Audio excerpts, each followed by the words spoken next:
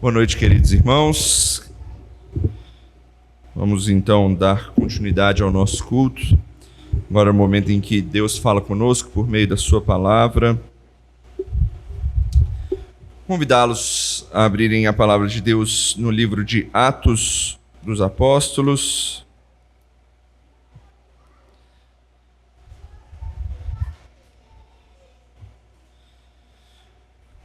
Chegamos em um importante texto deste livro.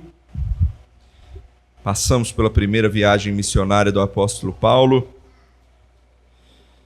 E agora chegamos em um momento crítico ali da igreja, em que uma decisão precisa ser tomada. E então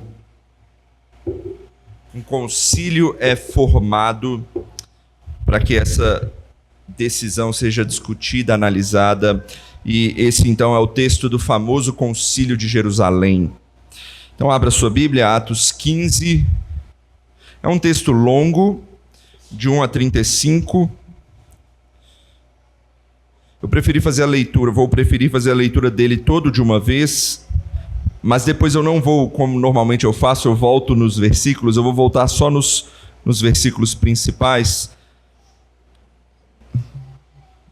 Mas acho que vai ser mais proveitoso entender toda a história, todo o contexto aqui de uma vez. Então, eu farei a leitura de Atos 15, de 1 a 35. Peço que você acompanhe com fé, com atenção, a leitura da palavra que eu farei aqui do texto.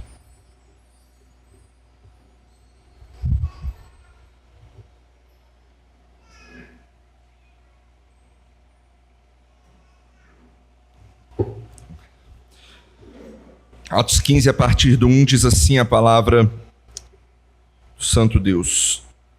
Alguns indivíduos que desceram da Judéia ensinavam aos irmãos: se não vos circuncidardes segundo o costume de Moisés, não podeis ser salvos. Tendo havido da parte de Paulo e Barnabé contenda e não pequena discussão com eles, resolveram que esses dois e alguns outros dentre eles subissem a Jerusalém aos apóstolos e presbíteros com respeito a esta questão. Enviados, pois, e até certo ponto acompanhados pela igreja, atravessaram as províncias da Fenícia e Samaria e, narrando a conversão dos gentios, causaram grande alegria a todos os irmãos. Tendo eles chegado a Jerusalém, foram bem recebidos pela igreja, pelos apóstolos e pelos presbíteros, e relataram tudo o que Deus fizera com eles. Insurgiram-se, entretanto, alguns da seita dos fariseus que haviam crido, dizendo: é necessário circuncidá-los e determinar-lhes que observem a lei de Moisés. Então se reuniram os apóstolos e os presbíteros para examinar a questão. Havendo grande debate, Pedro tomou a palavra e lhes disse: irmãos, vós sabeis que desde há muito Deus me escolheu dentre vós para que, por meu intermédio, ouvissem os gentios a palavra do evangelho e crescem. Ora, Deus, que conhece os corações, lhes deu testemunho, concedendo o Espírito a eles, como também a nós nos concedera. E não estabeleceu distinção alguma entre nós e eles, purificando-lhes pela fé o coração. Agora, pois, por que tentais a Deus, pondo sobre a cerviz dos discípulos um jugo que nem nossos pais puderam suportar, nem nós? Mas cremos que fomos salvos pela graça do Senhor Jesus, como também aqueles o foram. E toda a multidão silenciou, passando a ouvir a Barnabé e a Paulo, que contavam quantos sinais e prodígios Deus fizera por meio deles entre os gentios. Depois que eles terminaram, falou Tiago, dizendo: irmãos, atentai nas minhas palavras. Expôs Simão como Deus, primeiramente, visitou os gentios, a fim de constituir dentre eles um povo para o seu nome. Conferem com isto as palavras dos profetas, como está escrito: cumpridas estas coisas, voltarei e reedificarei o tabernáculo caído de Davi, e levantando-o de suas ruínas, restaurá-lo-ei, para que os demais homens busquem o Senhor e também todos os gentios sobre os quais tem sido invocado o meu nome, diz o Senhor, que faz estas coisas conhecidas desde os séculos.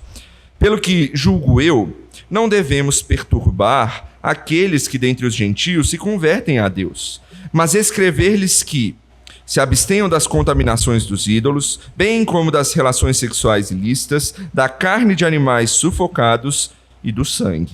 Porque Moisés tem em cada cidade, desde tempos antigos, os que o pregam nas sinagogas, onde é lido todos os sábados. Então pareceu bem aos apóstolos e aos presbíteros, com toda a igreja, tendo elegido homens dentre eles, enviá-los, juntamente com Paulo e Barnabé, a Antioquia.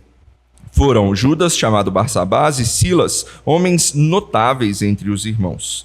Escrevendo por mão deles, os irmãos, tanto os apóstolos como os presbíteros, aos irmãos de entre os gentios em Antioquia, Síria e Cilícia, saudações.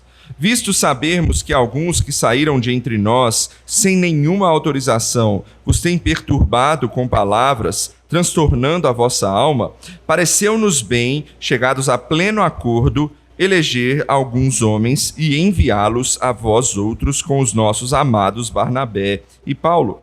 Homens que têm exposto a vida pelo nome do nosso Senhor Jesus Cristo. Enviamos, portanto, Judas e Silas, os quais pessoalmente vos dirão também estas coisas. Pois pareceu bem ao Espírito Santo e a nós não vos impor maior encargo além destas coisas essenciais, que vos abstenhais das coisas sacrificadas a ídolos, bem como do sangue, da carne de animais sufocados e das relações sexuais ilícitas. Destas coisas fareis bem se vos guardardes. Saúde. Os que foram enviados desceram logo para Antioquia e, tendo reunido a comunidade, entregaram a epístola. Quando a leram, sobremaneira se alegraram pelo conforto recebido. Judas e Silas, que eram também profetas, consolaram os irmãos com muitos conselhos e os fortaleceram. Tendo-se demorado ali por algum tempo, os irmãos os deixaram voltar em paz aos que os enviaram, mas pareceu bem a Silas permanecer ali. Paulo e Barnabé demoraram-se em Antioquia, ensinando e pregando com muitos outros a palavra do Senhor. Até aí, oremos. Senhor, pedimos neste instante que o Senhor nos ajude, Pai, a entender o que o Senhor requer que aprendamos com este texto, com essa história que relata o Concílio de Jerusalém, que fala a respeito, a Deus, dessa discussão, desse debate, deste concílio, e que o Senhor nos abençoe, ó Pai, para que sejamos edificados por meio da Tua palavra nessa noite. É o que nós pedimos no nome de Jesus. Amém. Bom, na minha época de seminário, quando eu estava estudando, para me tornar pastor, a minha turma passou por algo tenso, eu diria. Um professor novo chegou no seminário, ele era velho de IPB, ele ficou um tempo fora do país estudando, depois voltou, e aí ele foi convidado para dar uma matéria, e era uma matéria que a nossa turma estava fazendo, era uma matéria de soteriologia, ou doutrina da salvação. E acontece às vezes de professores no seminário pensarem diferente dos alunos em certas coisas, pontos pequenos normalmente, né? Na verdade, a vida é assim, né? A gente nem sempre concorda em todas as coisas, né? Tem pontos pequenos que normalmente a gente tem preferências diferentes, entendimentos diferentes, formas de ver diferentes. Só que no caso desse professor, ele começou as aulas dele, teve certo momento que ele tocou num ponto em que toda a turma olhou para si assim e falou: peraí, isso aí está meio errado. Mas quem somos nós, né? Nós somos alunos. E aí chegou uma outra aula e ele disse uma outra coisa e mais uma vez a gente se estranhou e falou: peraí, isso também a gente não aprendeu bem isso. Não vou entrar aqui muito nos pontos, mas o que eu quero dizer é que nós como alunos e ele como professor, a gente pensou: e agora, o que a gente faz? A gente fala alguma coisa para alguém para tratar do caso e já a gente sabe que isso vai causar algum problema, alguma discussão, ou então a gente abafa o caso que a gente já entendeu e deixa para lá. O que a gente fez? A gente conversou com os nossos pastores na época e a maioria dos nossos pastores falou: não, vocês precisam ir na diretoria do seminário, né? E conversar a respeito do assunto. Fomos, e rapidamente a diretoria do seminário fez o quê? Chamou o professor, convocou quase como se fosse um concílio ali do seminário, e isso envolveu inclusive a junta teológica da igreja, junta de educação teológica da igreja, e o caso foi tratado, foi discutido, a gente ficou umas 4 semanas sem nem ver o professor, e no fim das contas ele foi retirado da turma e colocaram outro professor no lugar. Ou seja, num caso em que nós não poderíamos tratar, mas a igreja tinha que tratar. O que a gente faria? A gente deixaria a verdade de lado só para não causar a discussão? Só para não ter o debate? Só para manter a boa aparência da relação entre aluno e professor? Esse texto vai mostrar para a gente que não deve ser assim, que a verdade ela não pode ser colocada de lado a simples custo da unidade. Entretanto, esse texto também vai mostrar que a unidade é algo extremamente importante de ser trabalhado, de ser promovido dentro da igreja, e a gente precisa aprender como a gente faz essas duas coisas se unirem de forma que a igreja cresça, porque se uma das duas cai, tanto a unidade quanto a verdade, a igreja cai junto. E esse texto é um texto que é bem importante sobre isso. Talvez na ilustração que eu usei, você se pergunte, mas eles pensou diferente em um ponto ou outro, ok, mas não é muito radical ter tirado ele? A gente vai ver que concílios servem exatamente para isso. Concílios servem para julgar, definir e aconselhar a respeito dos nossos padrões de fé. E se a divergência for uma coisa secundária, tudo bem se o professor tivesse falado algo como eu não uso ventilador, eu quero um ar-condicionado, coisas secundárias. Mas se for algo doutrinário, algo que mexe na questão central da nossa fé, isso precisa ser tratado e analisado. E é exatamente o que acontece no texto de hoje aqui em Atos 15. O que acontece aqui em Atos 15? A gente está diante desse texto que fala do Concílio de Jerusalém, um problema que surge na igreja em que, após a primeira viagem do apóstolo Paulo, entre os gentios, muitos se convertem. Cristãos, que são chamados de judaizantes, eles começam a ensinar para esses novos conversos gentios que era necessário que eles se circuncidassem e cumprissem com a lei de Moisés. Enquanto Paulo e Barnabé, ao ouvirem isso, estranharam e falaram, não é dessa forma. E aí, qual é o certo? Alguns poderiam dizer, para que discutir isso e afetar a paz da igreja? Cada um faz como quer, como pensa e pronto, tudo certo, vamos manter a igreja unida. Outro poderia dizer assim, vamos facilitar isso. Todo mundo faz, vamos fazer todo mundo fazer, por quê? Porque é facinho, faz um cortezinho ali, acabou, tudo pronto e ninguém reclama disso, não vamos debater isso para trazer divisão na igreja, né? Mas não é assim que as coisas funcionam. Há pontos que precisam ser discutidos, como eu ilustrei no início. Definições precisam ser feitas, decisões precisam ser tomadas. Isso tudo com o propósito de que a igreja realmente se mantenha unida. Mas unida na verdade, fundamentada na pureza do Evangelho. E é isso que a gente precisa meditar nesse texto de hoje. Eu quero caminhar com vocês aqui por esse texto que mostra esse concílio, esse debate. E o que a gente vai aprender em resumo aqui é que a unidade da igreja ela é firmada no Evangelho de Cristo. Ou seja, eu estou enfatizando as duas coisas, unidade e verdade. A unidade da igreja é firmada no Evangelho de Cristo Jesus. Eu quero mostrar isso em 3 pontos, rapidamente. Vamos então para o primeiro.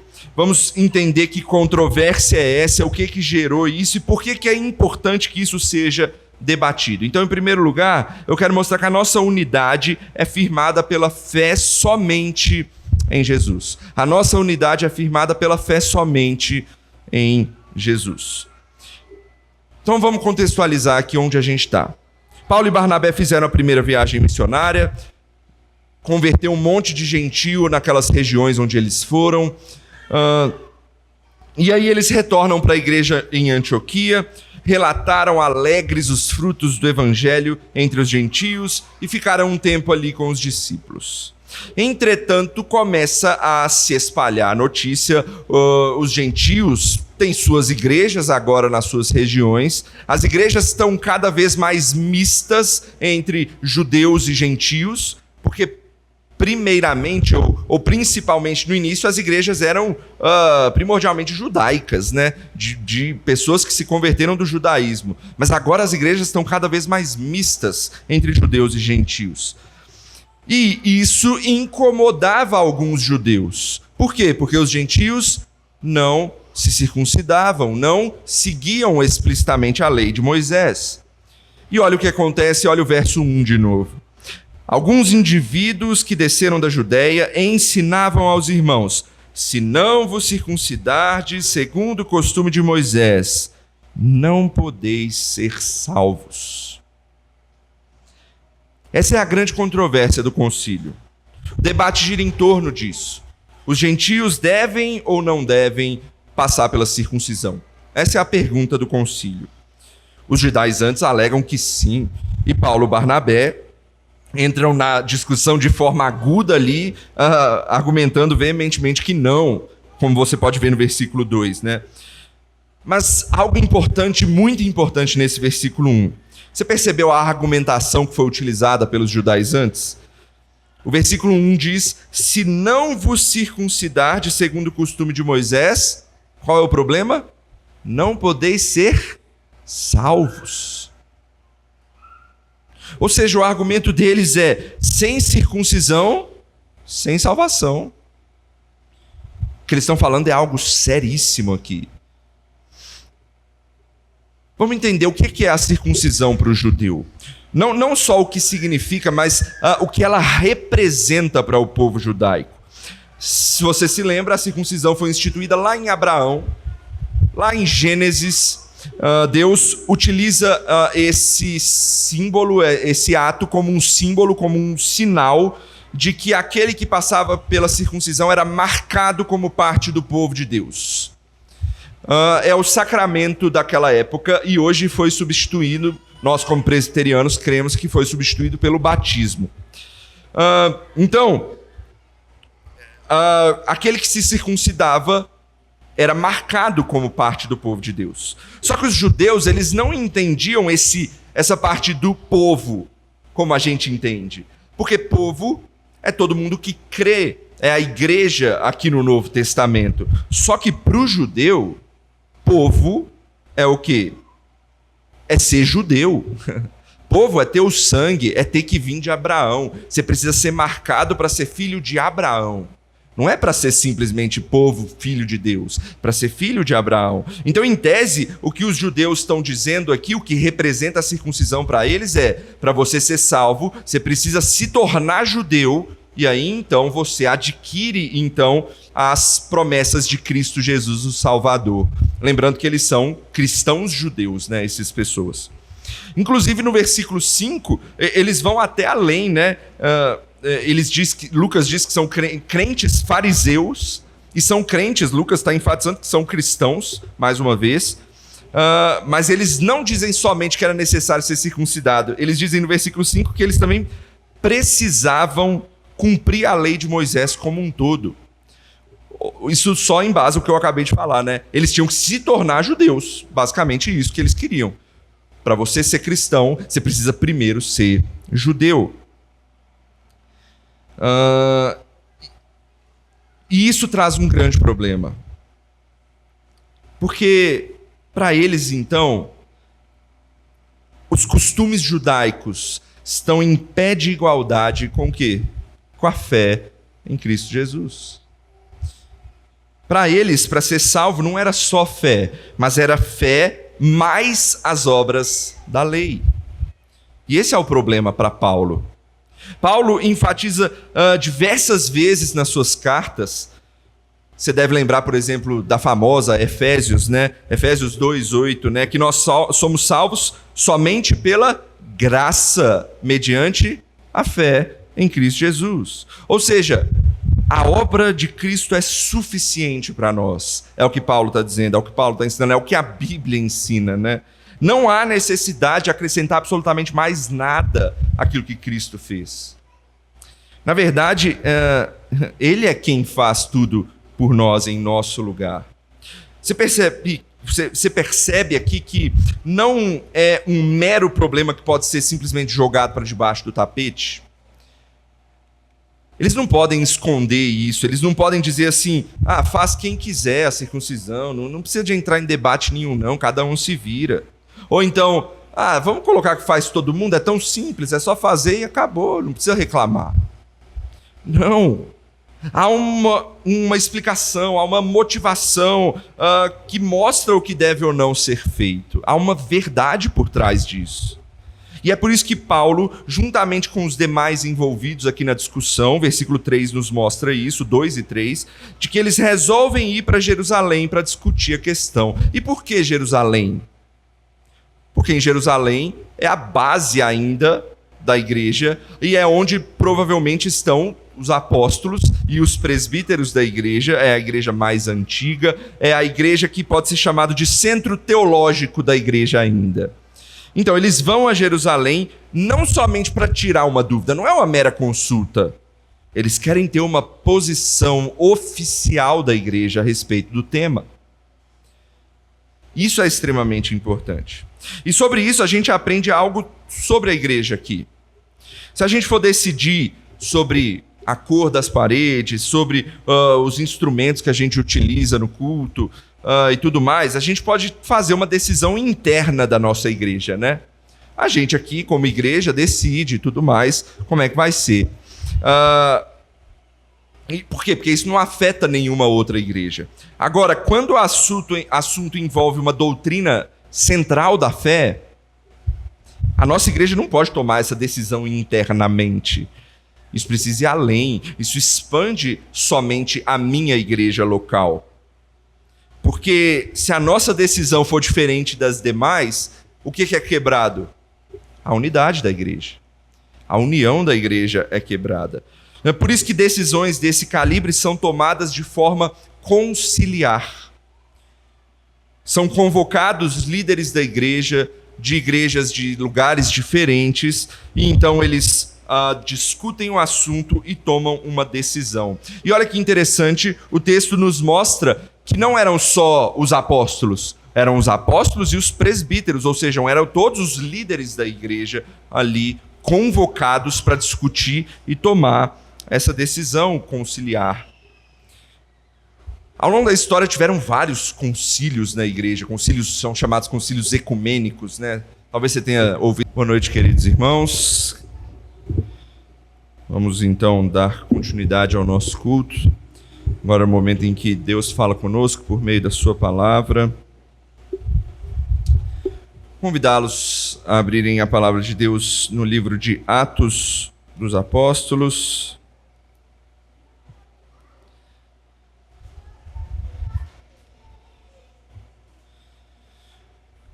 Chegamos em um importante texto deste livro. Passamos pela primeira viagem missionária do apóstolo Paulo. E agora chegamos em um momento crítico ali da igreja, em que uma decisão precisa ser tomada. E então um concílio é formado para que essa decisão seja discutida, analisada, e esse então é o texto do famoso Concílio de Jerusalém. Então abra sua Bíblia, Atos 15, é um texto longo, de 1 a 35, vou preferir fazer a leitura dele todo de uma vez, mas depois eu não vou, como normalmente eu faço, eu volto nos versículos, eu vou voltar só nos nos versículos principais, mas acho que vai ser mais proveitoso entender toda a história, todo o contexto aqui de uma vez. Então, eu farei a leitura de Atos 15, de 1 a 35. Peço que você acompanhe com fé, com atenção, a leitura da palavra que eu farei aqui do texto.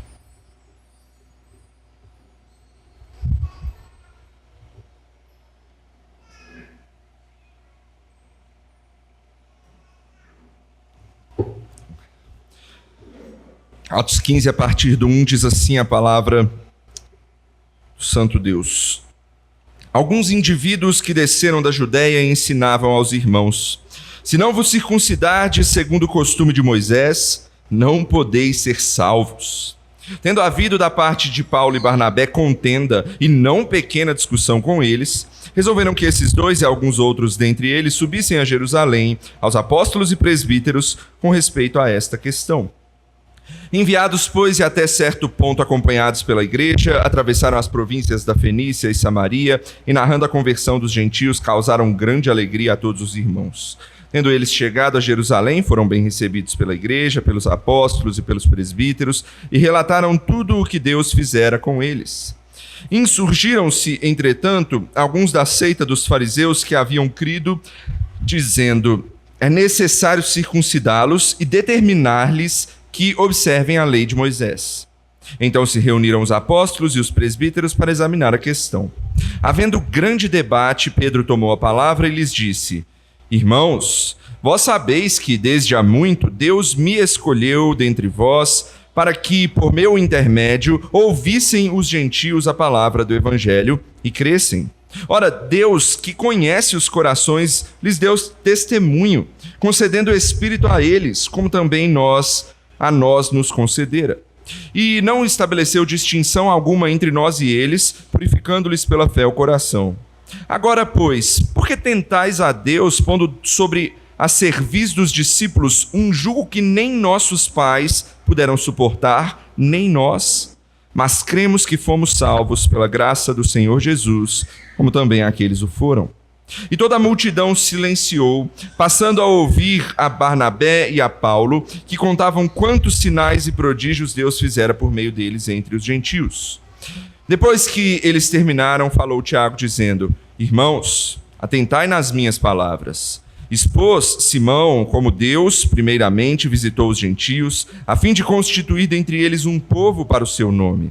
Conferem com isto as palavras dos profetas, como está escrito: cumpridas estas coisas, voltarei e reedificarei o tabernáculo caído de Davi, e levantando-o de suas ruínas, restaurá-lo-ei, para que os demais homens busquem o Senhor e também todos os gentios sobre os quais tem sido invocado o meu nome, diz o Senhor, que faz estas coisas conhecidas desde os séculos. Pelo que julgo eu, não devemos perturbar aqueles que dentre os gentios se convertem a Deus, mas escrever-lhes que se abstenham das contaminações dos ídolos, bem como das relações sexuais ilícitas, da carne de animais sufocados e do sangue. Porque Moisés tem em cada cidade, desde tempos antigos, os que o pregam nas sinagogas, onde é lido todos os sábados. Então pareceu bem aos apóstolos e aos presbíteros, com toda a igreja, tendo elegido homens dentre eles, enviá-los juntamente com Paulo e Barnabé a Antioquia. Foram Judas, chamado Barsabás, e Silas, homens notáveis entre os irmãos. Escrevendo por mão deles, os irmãos, tanto os apóstolos como os presbíteros, aos irmãos de entre os gentios em Antioquia, Síria e Cilícia, saudações.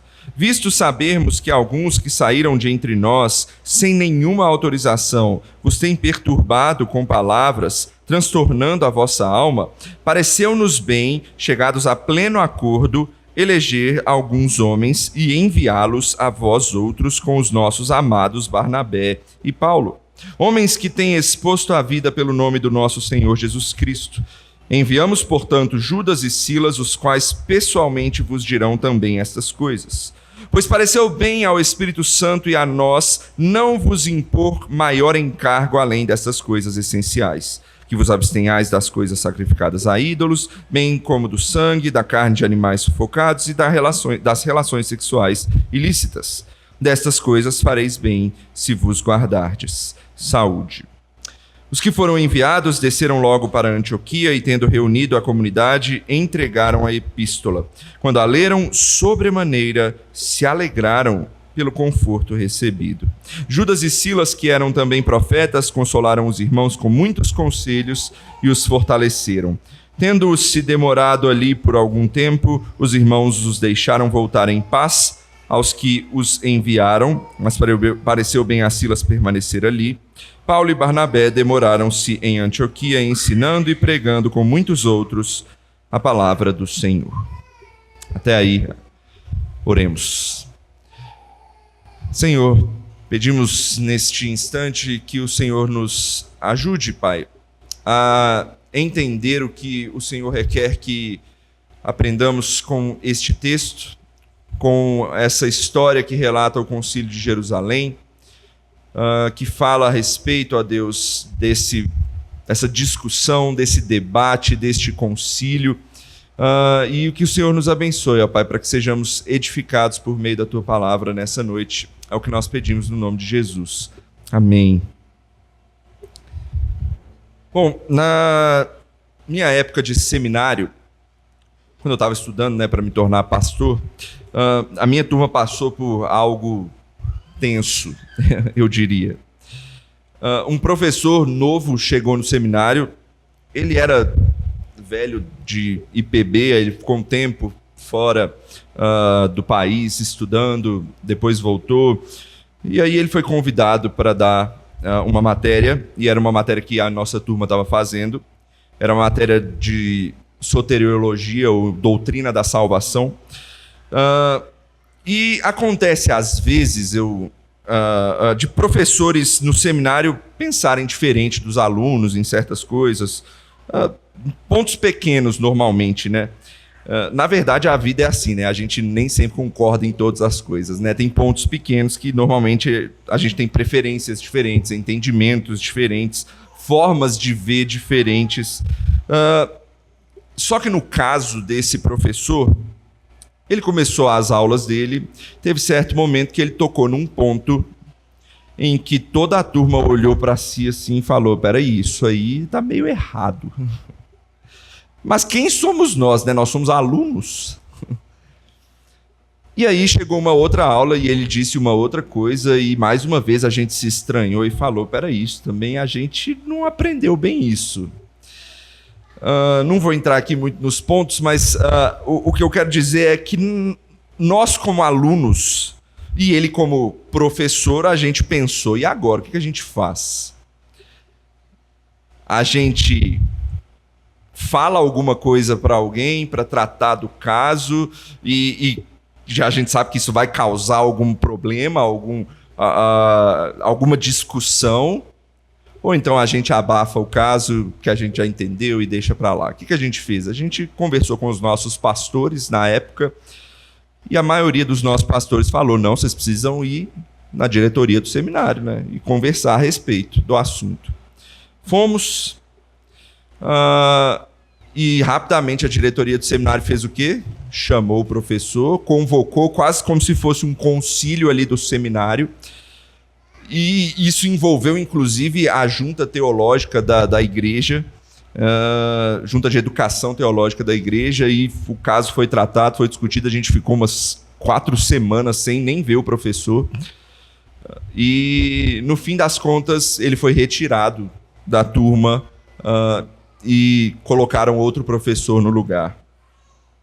Ou seja, num caso em que nós não poderíamos tratar, mas a igreja tinha que tratar. O que a gente faria? A gente deixaria a verdade de lado só para não causar a discussão? Só para não ter o debate? Só para manter a boa aparência da relação entre aluno e professor? Esse texto vai mostrar para a gente que não deve ser assim, que a verdade ela não pode ser colocada de lado a simples custo da unidade. Entretanto, esse texto também vai mostrar que a unidade é algo extremamente importante de ser trabalhado, de ser promovido dentro da igreja, e a gente precisa aprender como a gente faz essas duas coisas se unirem de forma que a igreja cresça, porque se uma das duas cai, tanto a unidade quanto a verdade, a igreja cai junto. E esse texto é um texto que é bem importante sobre isso. Talvez na ilustração que eu usei, você se pergunte, mas eles pensou diferente em um ponto ou outro, ok, mas não é muito radical ter tirado ele? A gente vai ver que concílios servem exatamente para isso. Concílios servem para julgar, definir e aconselhar a respeito dos nossos padrões de fé. E se a divergência for uma coisa secundária, tudo bem se o professor tivesse falado algo como eu não uso ventilador, eu quero um ar-condicionado, coisas secundárias. Mas se for algo doutrinário, algo que mexe na questão central da nossa fé, isso precisa ser tratado e analisado. E é exatamente o que acontece no texto de hoje aqui em Atos 15. O que acontece aqui em Atos 15? A gente está diante desse texto que fala do Concílio de Jerusalém, um problema que surge na igreja, em que, após a primeira viagem do apóstolo Paulo, entre os gentios, muitos se convertem. Cristãos, que são chamados de judaizantes, eles começam a ensinar para esses novos conversos gentios que era necessário que eles se circuncidassem e cumprissem com a lei de Moisés. Enquanto Paulo e Barnabé, ao ouvirem isso, estranharam e falaram, não é dessa forma. E aí, qual é o certo? Alguns poderiam dizer, para que discutir isso e afetar a paz da igreja? Cada um faz como quer, como pensa e pronto, tudo certo, vamos manter a igreja unida. Outro poderia dizer assim, vamos facilitar isso. Todo mundo faz, vamos fazer todo mundo fazer? Por quê? Porque é facinho, faz um cortezinho ali, acabou, tudo pronto e ninguém reclama disso, não vamos debater isso para trazer divisão na igreja, né? Mas não é assim que as coisas funcionam. Há pontos que precisam ser discutidos, como eu ilustrei no início. Definições precisam ser feitas, decisões precisam ser tomadas. Isso tudo com o propósito de que a igreja realmente se mantenha unida. Mas unida na verdade, fundamentada na pureza do evangelho. E é isso que a gente precisa meditar nesse texto de hoje. Eu quero caminhar com vocês aqui por esse texto que mostra esse concílio, esse debate. E o que a gente vai aprender em resumo aqui é que a unidade da igreja ela é firmada no evangelho de Cristo. Ou seja, eu estou enfatizando as duas coisas, unidade e verdade. A unidade da igreja é firmada no evangelho de Cristo Jesus. Eu quero mostrar isso em 3 pontos, rapidamente. Vamos então para o primeiro. Vamos entender que controvérsia é essa, o que gerou isso e por que é importante que isso seja debatido. Então, em primeiro lugar, eu quero mostrar que a nossa unidade é firmada pela fé somente em Jesus. A nossa unidade é firmada pela fé somente em Jesus. Então, vamos contextualizar aqui onde a gente está. Paulo e Barnabé fizeram a primeira viagem missionária, converteu um monte de gentio naquelas regiões onde eles foram, e aí eles retornam para a igreja em Antioquia, relataram alegres os frutos do evangelho entre os gentios e ficaram um tempo ali com os discípulos. Entretanto, começa a se espalhar a notícia, os gentios têm suas igrejas agora nas suas regiões, as igrejas estão cada vez mais mistas entre judeus e gentios, porque primeiramente ou principalmente no início as igrejas eram primordialmente judaicas, né? De pessoas que se converteram do judaísmo, mas agora as igrejas estão cada vez mais mistas entre judeus e gentios. E isso incomodava alguns judeus. Por quê? Porque os gentios não se circuncidavam, não seguiam explicitamente a lei de Moisés. E olha o que acontece, olha o verso 1 de novo. Alguns indivíduos que desceram da Judéia ensinavam aos irmãos: se não vos circuncidardes segundo o costume de Moisés, não podeis ser salvos. Essa é a grande controvérsia do concílio. O debate gira em torno disso. Os gentios devem ou não devem passar pela circuncisão? Essa é a pergunta do concílio. Os judaizantes alegam que sim, e Paulo e Barnabé entram na discussão de forma aguda ali, argumentando veementemente que não, como você pode ver no versículo 2, né? Mas algo importante, muito importante nesse versículo 1. Você percebeu a argumentação que foi utilizada pelos judaizantes? O versículo 1 diz: se não vos circuncidardes segundo o costume de Moisés, qual é o problema? Não podeis ser salvos. Ou seja, o argumento deles é: sem circuncisão, sem salvação. O que eles estão falando é algo seríssimo aqui. Vamos entender o que é a circuncisão para o judeu. Não só o que significa, mas o que ela representa para o povo judaico. Se você se lembra, a circuncisão foi instituída lá em Abraão, lá em Gênesis. Deus utiliza esse símbolo, esse ato como um símbolo, como um sinal de que aquele que passava pela circuncisão era marcado como parte do povo de Deus. É o sacramento daquela época e hoje foi substituído, nós como presbiterianos cremos que foi substituído pelo batismo. Então, aquele que se circuncidava era marcado como parte do povo de Deus. Só que os judeus, eles não entendiam essa parte do povo como a gente entende. Porque povo é todo mundo que crê, é a igreja aqui no Novo Testamento. Só que para o judeu, povo é o quê? É ser judeu. Povo é ter o sangue, é ter que vir de Abraão. Você precisa ser marcado para ser filho de Abraão. Não é para ser simplesmente povo, filho de Deus, para ser filho de Abraão. Então, em tese, o que os judeus estão dizendo aqui, o que representa a circuncisão para eles é: para você ser salvo, você precisa se tornar judeu, e aí então você adquire então as promessas de Cristo Jesus, o Salvador. Lembrando que eles são cristãos judeus, né, essas pessoas. Inclusive no versículo 5, eles vão até além, né?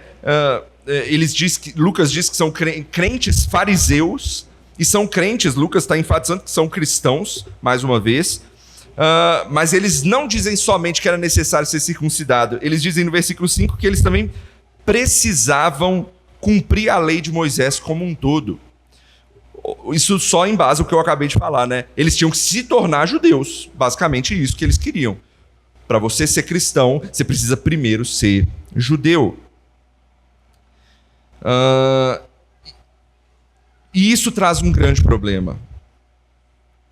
Porque, para eles, então, os costumes judaicos estão em pé de igualdade com o quê? Com a fé em Cristo Jesus. Para eles, para ser salvo, não era só fé, mas era fé mais as obras da lei.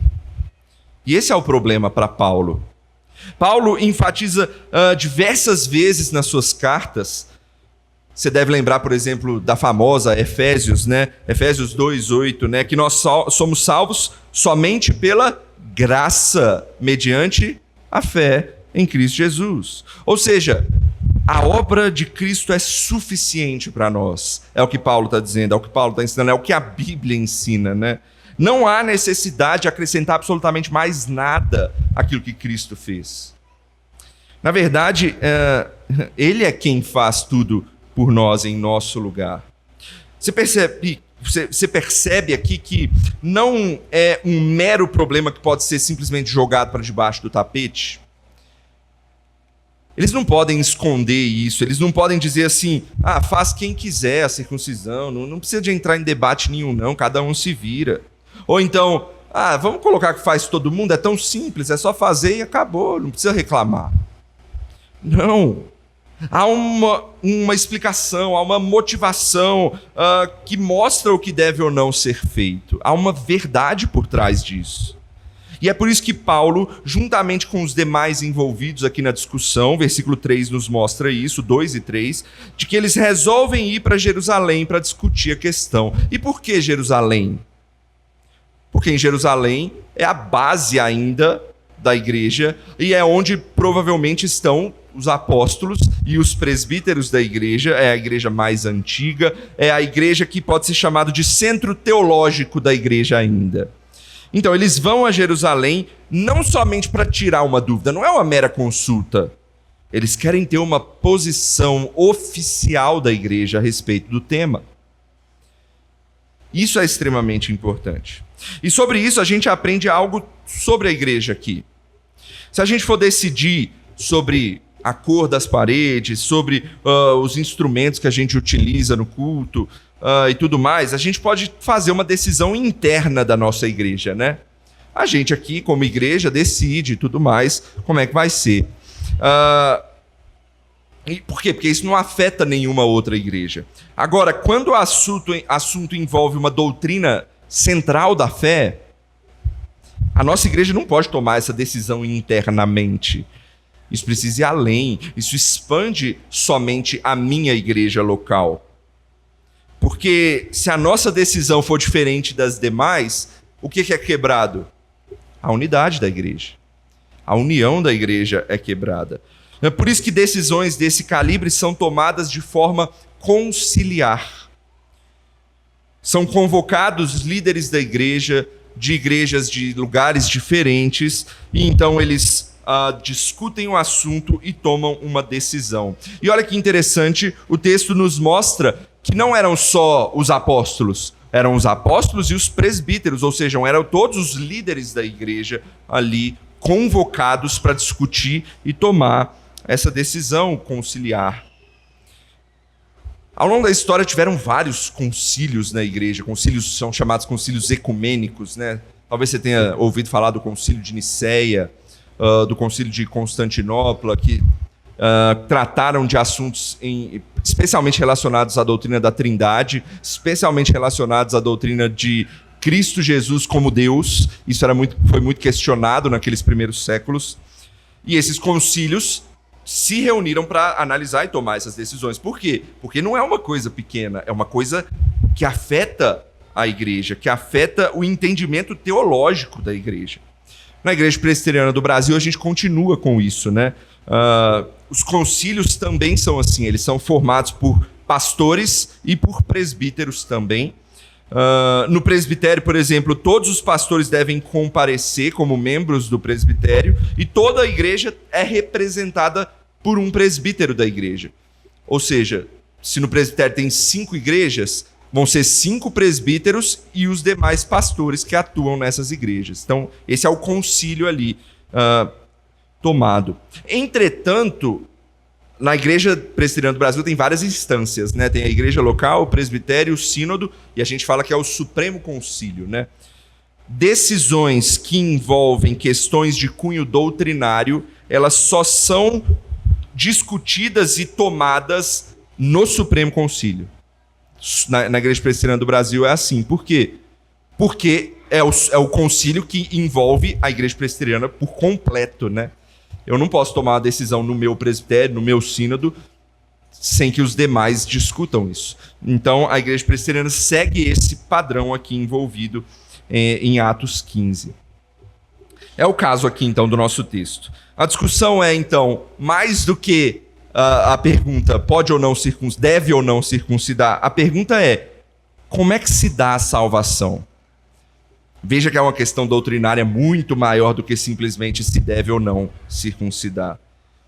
Porque a resposta de uns é pela fé somente, e por outros você deve acrescentar obras da lei.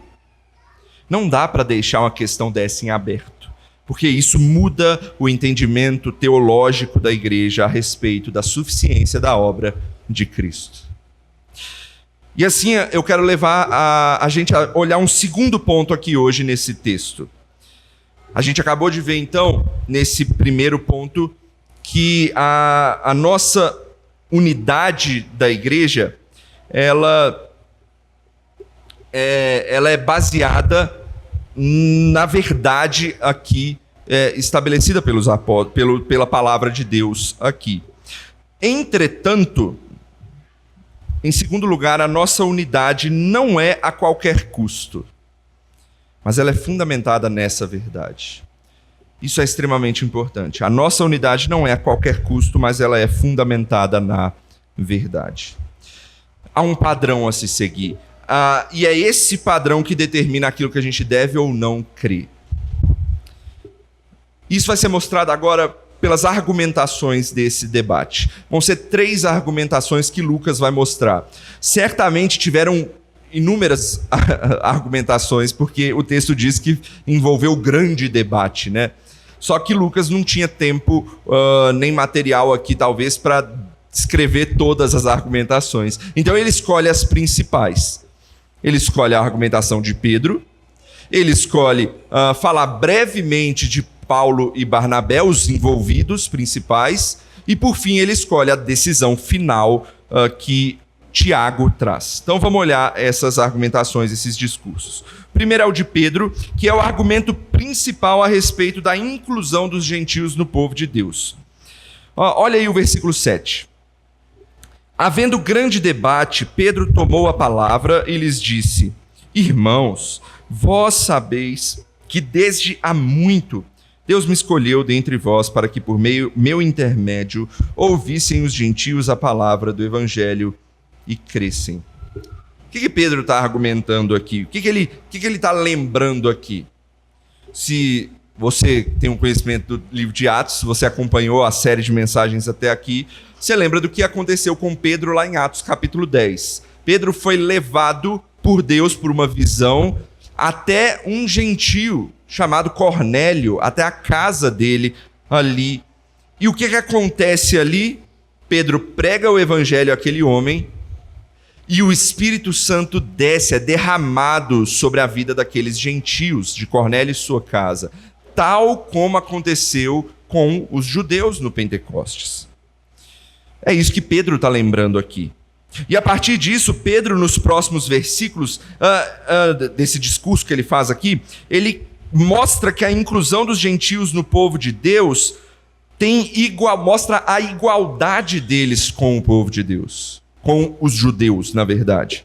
Por exemplo, ele começa a falar usar palavras como eles e nós, igualmente nos versículos. Olha, no versículo 8. No versículo 8 ele diz assim: Ora, Deus que conhece os corações lhes deu testemunho, conhecendo o Espírito Santo a eles, como também a nós nos concedera. O que Pedro está lembrando aqui? Que tal como o Espírito Santo foi derramado sobre os judeus, e da mesma forma foi derramado sobre os gentios. Ele continua, no versículo 9 ele diz que não há distinção entre eles, gentios, e nós, judeus, Pedro falando. Por quê? Porque o coração deles foi igualmente purificado pela fé. O instrumento é o mesmo, é a fé para os dois. E aí Pedro conclui magistralmente nos versos 10 e 11, dizendo que se nem eles, judeus, suportam o peso da lei para a salvação, como é que eles vão exigir isso dos gentios? Olha o argumento de Pedro. Esses versículos são importantes. Olha o 10. Agora, pois, por que tentais a Deus, pondo sobre a serviço dos discípulos um jugo que nem nossos pais puderam suportar, nem nós? O que Pedro está falando? Ninguém foi salvo pela lei, nunca. Porque ninguém consegue cumprir a lei perfeitamente. Não é simplesmente circuncidar, não é simplesmente obedecer à lei de Moisés. Ninguém consegue fazer isso perfeitamente. Por que vocês vão infligir isso aos gentios? É o argumento de Pedro. E aí ele finaliza no versículo 11. Mas cremos que fomos salvos pela graça do Senhor Jesus, como também aqueles o foram. Mais uma vez, ele une os dois, né? Tanto judeus como gentios são salvos como? Pela graça, pela obra de Cristo Jesus. Então, em resumo, o argumento de Pedro trata de duas coisas. Primeiro, os judaizantes tinham que entender o entendimento correto. Salvação. O deles era errado. Salvação é somente pela graça mediante a fé em Jesus. Pedro, a primeira coisa que ele quer falar é isso. E a segunda coisa, que ele diz é que os gentios já haviam sido incluídos no povo de Deus pelo próprio Deus, sem a necessidade de qualquer ritual ser realizado. Não eram eles que definiam se os gentios entravam ou não no povo de Deus. O próprio Deus fez isso quando derramou o Espírito Santo sobre eles. Esses são os dois argumentos de Pedro.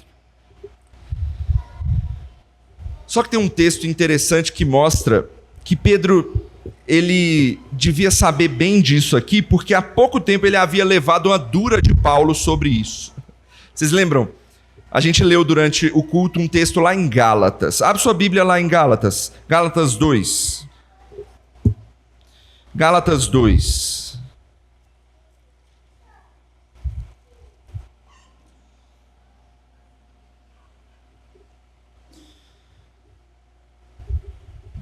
Gálatas 2. Paulo escreve Gálatas, né? Então ele está mostrando algo que aconteceu.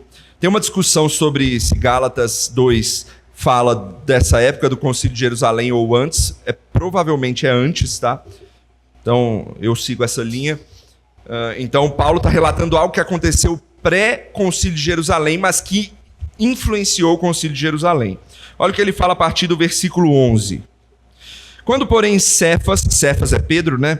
Veio a Antioquia, onde Paulo e Barnabé estavam e onde estava acontecendo, da onde eles descobriram um problema, resisti-lhe face a face, porque se tornara repreensível. Com efeito, antes de chegarem alguns da parte de Tiago, comia com os gentios. Quando, porém, chegaram, afastou-se e, por fim, veio a apartar-se, temendo os da circuncisão. E também os demais judeus dissimularam com ele a ponto de o próprio Barnabé ter se deixado levar pela dissimulação deles. Quando, porém, vi que não procediam corretamente segundo a verdade do evangelho, disse a Cefas, na presença